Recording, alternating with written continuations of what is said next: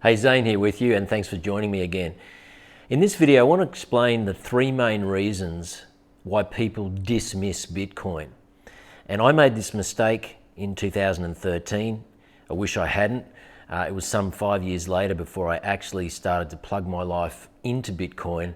And I've really been on a learning journey ever since. And Bitcoin is like that. Once you take that first step to personal self-sovereignty financially, and you start to realize that you're jumping on a life raft that is like an escape hatch from the debt-based monetary system that is really built on a house of cards. When you start to do that, you just want to learn more. And so it's really been a learning journey for me over the past 6 or 7 years or so. And I continue to learn to this day. Even this morning, I've probably spent 3 hours tuning into Bitcoin podcasts and different interviews, and just always trying to learn more, because you really, doesn't matter how many hours you spend on Bitcoin, you never seem to be able to learn everything that there is to know about it. So what are the three main reasons why people dismiss it? Reason number one, I believe, is because it's a paradigm shift. Now, what I mean by that is Bitcoin is the very first time in history that we've ever had a truly fixed supply form of money. And what that means is that when you have a fixed supply form of money, the state of everything around you, the price of everything around you actually starts to decrease. Now, this is a complete shift from everything that we've become accustomed to, that we're used to, that we've grown up with, i.e. that the price of everything over time actually goes up.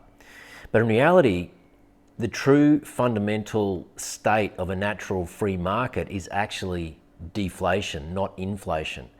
And so Bitcoin is repricing everything because it is a deflationary monetary instrument, because it is truly finite. And when you have infinite currency like the Australian dollar, the US dollar, the British pound, Japanese yen, all of these other currencies out there, depending on what country you're in, they are inflationary because they are infinite, and they are not backed by anything. They have governments and central banks that collude and work together to spend and to create quantitative easing and to support different factions of society through different spending measures. And so when all of this happens, society believes that, thank you, Mr. Government, for giving us some extra money. But in reality, it's driving this thing called inflation and an ongoing cost of living crisis. Now, having said that, there is a small faction of society, about around the top 5%, that actually does well from inflation, because they have the majority of their wealth and their life savings are parked in assets.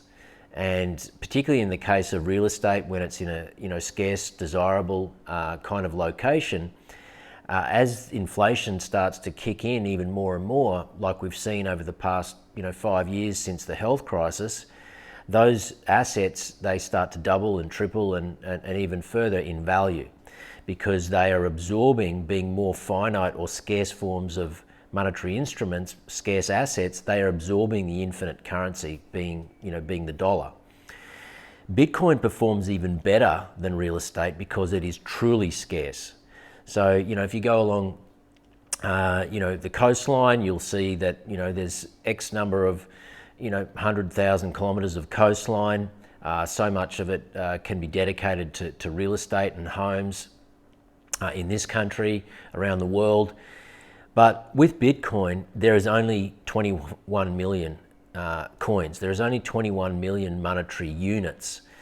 Having said that, inside Bitcoin, you have 100 million derivatives of each Bitcoin being a Satoshi. So in the same way as we have $1 being 100 cents, in Bitcoin we have one whole Bitcoin being equal to 100 million Satoshis. And so it's highly divisible, but in terms of its fixed supply cap, its ability to store value, it is extremely powerful because it is truly scarce. You can't make any more of it. And this is why when you go down the scale of assets, what you find is that Bitcoin is the fastest horse in the race because it is the most scarce. And so, it is a paradigm shift for people to understand that when they start plugging their financial energy, their savings, their long-term savings into Bitcoin, to realize that actually over time in a true free market, which is what the big lie that we've been sold, that we live in a free market, when in reality the true natural state of a free market is deflation. Prices are meant to fall to the marginal cost of production. Why is it that the price of bread in the late 1980s was like $1.20 and now it's $5.50? It makes no sense whatsoever. When you have economies of scale, when you have competition, when you have farming practices that have become more efficient, all of these things should actually drive the cost of everything down, not up. But of course, that's not how they have sold the system to us, and a lot of it has to do with the fact that the money tree unit that we earn is being diluted at an alarming rate, and so the price of everything actually goes up over time rather than what it should be doing, and that is going down. That in itself is a huge paradigm shift, very difficult for most people to wrap their mind around. They don't believe it's possible, they don't understand it, and so they walk away from it. So that's point number one. Point number two is that it's really easy to jump to conclusions. Anytime somebody presents something new to you, I remember the first time somebody said to me, hey, there's this thing called Uber. You just jump in someone's car that you don't know and they take you to the destination, and there's this app on your phone, and basically you plug in your credit card details and you go there. And it was such a foreign concept at the time, and I was like, well, what's the taxi industry going to think? How could anybody sort of just jump in anyone's car when they don't know who they are?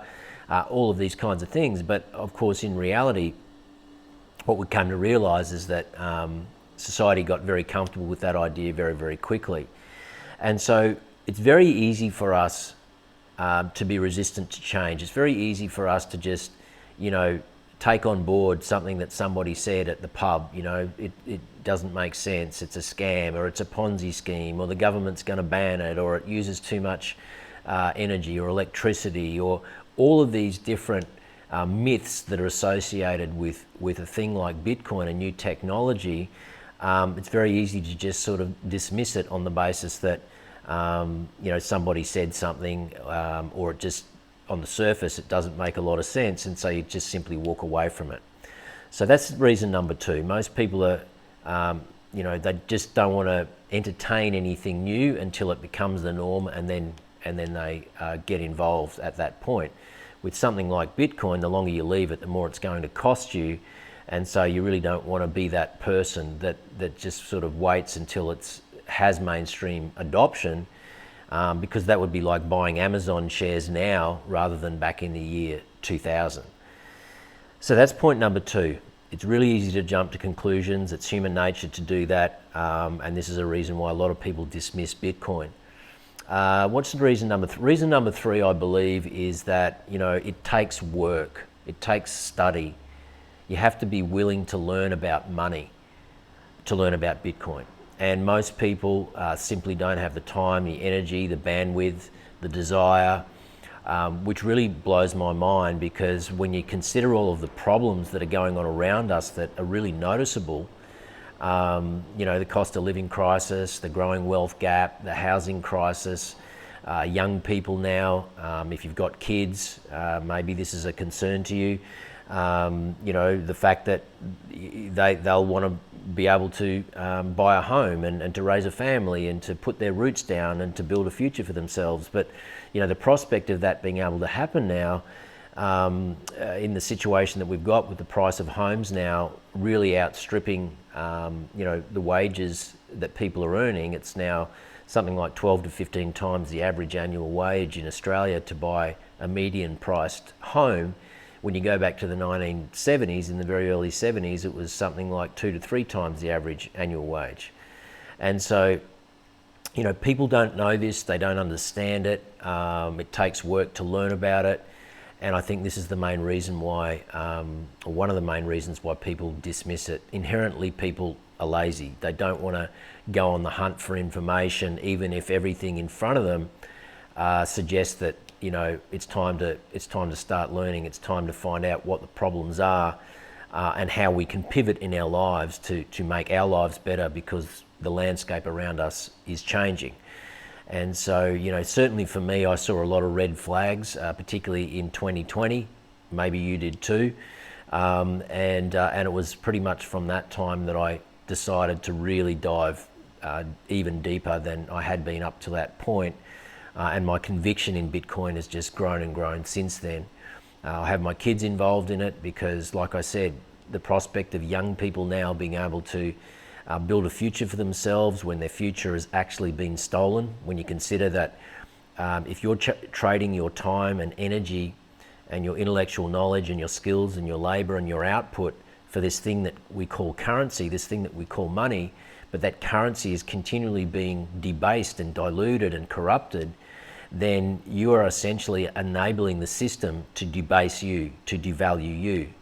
And so that insight there is really important for people to get who are on the wrong side of this right now, who don't or are not rich in assets, who are not benefiting from inflation, because this problem is not going to go away. In fact, it's only going to get worse and worse and worse, because no longer can the system be able to support itself unless it starts to demonetize the amount of debt in the system. They don't collect the amount of taxes that they need to fund all of the programs they want to push. And so the easy solution since 1971 has been to take control of the money supply, to have currency no longer backed by anything other than the faith and trust that the population has in it. And this means that now they're able to just print money, create currency at will, thereby diluting your purchasing power, stealing the future of the next generation. And also for people who are thinking about retirement, you know, a lot of people are going to wake up to realize when they get into their mid-60s, early 60s to go to collect their superannuation or their pension account, and to realize what they thought was there is just not there.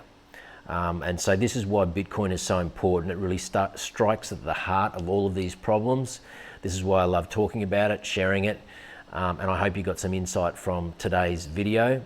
I'm going to leave it there today. I want to thank you for tuning in. I really appreciate it.